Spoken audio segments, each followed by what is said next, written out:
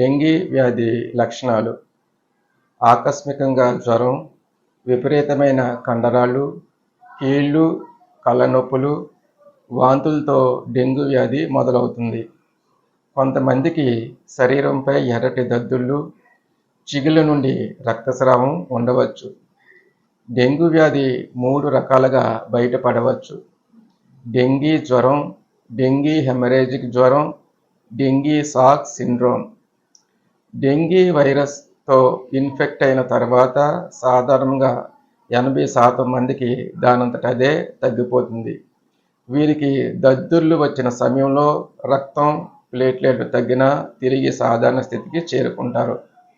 మిగతా 2 రకాలలో అంటే డెంగీ హెమరేజిక్ జ్వరం, డెంగీ షాక్ సిండ్రోమ్, ఈ రకాల్లో ప్లేట్లెట్లు బాగా తగ్గడం వల్ల వీరికి మెరుగైన ఆసుపత్రి చికిత్స అవసరం ఉంటుంది.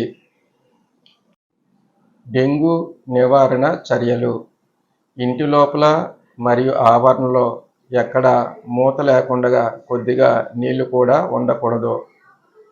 ఉదాహరణకు విరిగిపోయిన పెంకులు, పూల కుండీలు, కొబ్బరి చెప్పులు, టైరు ముక్కలు.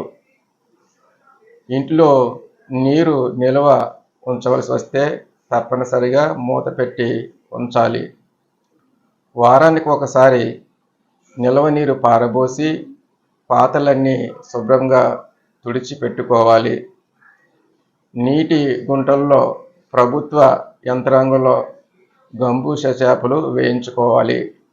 అంటే సమీపంలో ఉన్న కొద్ది చెరువులు, నిలువ నీరు ఎక్కువ ఉన్న ప్రాంతాల్లో, గ్రామాలలో లేదా పట్టణ పరిసర ప్రాంతాల్లో గంబూష చేపలను పెంచినట్లయితే ఆ లార్వాను ఆ చేపలు తినడం వల్ల దోమల నివారణ అరికట్టవచ్చును.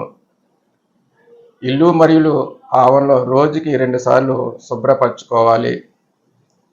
డెంగీ అనే అనుమానం వచ్చిన వెంటనే ఆరోగ్య కేంద్రంలో లేదా జిల్లా ఆసుపత్రిలో పరీక్ష చేయించుకొనవలెను.